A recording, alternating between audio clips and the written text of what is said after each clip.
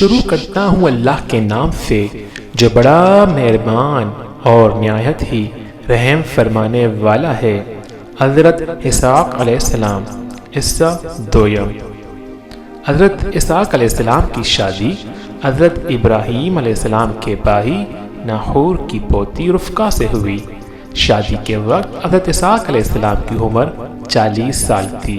انہیں اولاد کی بڑی خواہش اور تمنا تھی، جس کے لیے وہ بارگاہ الہی میں دعائیں کیا کرتے تھے۔ آپ علیہ السلام کی دعائیں قبول ہوئی اور شادی کے 20 سال بعد اللہ تعالیٰ نے آپ کو 2 جڑواں بیٹے عطا فرمائے۔ پہلے کا نام محیص رکھا گیا، جسے اہل حرم میں محیص کے نام سے پکارتے ہیں۔ ان کی اولاد رومی کہلائی۔ دوسرے کا نام یعقوب رکھا گیا، جن کا لقب اسرائیل تھا۔ ان کی نسل بنی اسرائیل کہلائی۔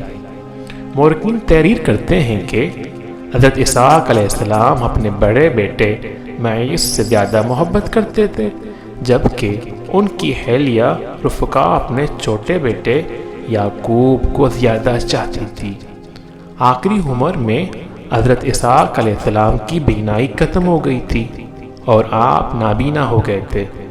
دونوں بیٹے سعادت مند تھے اور باپ کی بے حد خدمت کیا کرتے تھے۔ بڑا بیٹا محیص شکار کا شوقین تھا اور عموماً شکار کا گوشت لا کر والد کو کھلایا کرتا تھا، جس کے بدلے اسے خوب دعائیں ملتی۔ ایک دن کا واقعہ ہے کہ حضرت اسحاق علیہ السلام کا شکار کا گوشت کھانے کو دل چاہا، تو انہوں نے محیص سے اپنی خواہش کا اظہار کیا۔ وہ والد کے لیے شکار کی تلاش میں نکل کھڑا ہوا۔ ادھر والدہ نے جب یہ سنا تو چھوٹے بیٹے یعقوب سے کہا، بیٹا کیا ہی اچھا ہو کہ تم محیص کے آنے سے پہلے بکری ذبح کر کے کانا والد کو پیش کر دو، اس طرح تمہیں دعائیں مل جائیں گی۔ حضرت یعقوب علیہ السلام نے والدہ کی ہدایت پر عمل کیا اور جلدی سے بکری کا گوشت بھون کر والد کی خدمت میں پیش کر دیا۔ نابینا والد نے کھانا تناول فرمایا اور دعائیں دی کہ اللہ تمہارے مرتبے کو بلند فرمائے اور تمہاری نسل میں انبیاء اور بادشاہ پیدا فرمائے، تمہیں خوشادہ رزق اور اولاد کثیر عطا فرمائے۔ کچھ دیر بعد بڑے صاحبزادے شکار کا گوشت لے کر خدمت میں حاضر ہوئے اور تناول فرمانے کی درخواست کی، جس پر حضرت اسحاق علیہ السلام کو بڑا تعجب ہوا۔ وہ گویا ہوئے، ہے بیٹے یہ کیا ہے؟ محیص نے کہا، یہ وہ شکار کا گوشت ہے جس کی آپ نے مجھ سے فرمائش کی تھی۔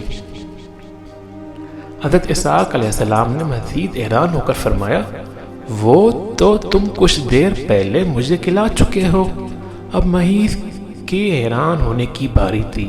بولے، ابا جان میں تو ابھی شکار کا گوشت لے کر آپ کی خدمت میں حاضر ہوا ہوں، اس سے پہلے تو میں نہیں آیا۔ حضرت اسحاق علیہ السلام سمجھ گئے کہ وہ چھوٹے بیٹے یعقوب علیہ السلام لائے ہوں گے۔ چنانچہ آپ نے محیص کے لائے ہوئے کھانے کو بھی تناول فرمایا اور اسے دعا دی کہ تمہاری نسل سرسبز و شاداب زمین پر خوب پھلے اور پھولے، ان کے پلوں اور رزق میں اللہ خوب برکت عطا فرمائے۔ محیص کو اپنے بھائی یعقوب علیہ السلام کا سبقت لے جانا اور پہلے دعائیں لے لینا سخت ناگوار گزرا، اور وہ یعقوب علیہ السلام کے دشمن بن کر ان کی جان کے در پہ ہو گئے۔ والدہ نے جب محیص کے غم و غصے کو دیکھا تو انہیں خوف محسوس ہوا، اور انہوں نے چھوٹے بیٹے یعقوب علیہ السلام سے کہا کہ تم فوری طور پر شام چھوڑ کر اپنے ماموں کے پاس حیران پہ چلے جاؤ، مجھے ڈر ہے کہ محیص تمہیں قتل نہ کر دے۔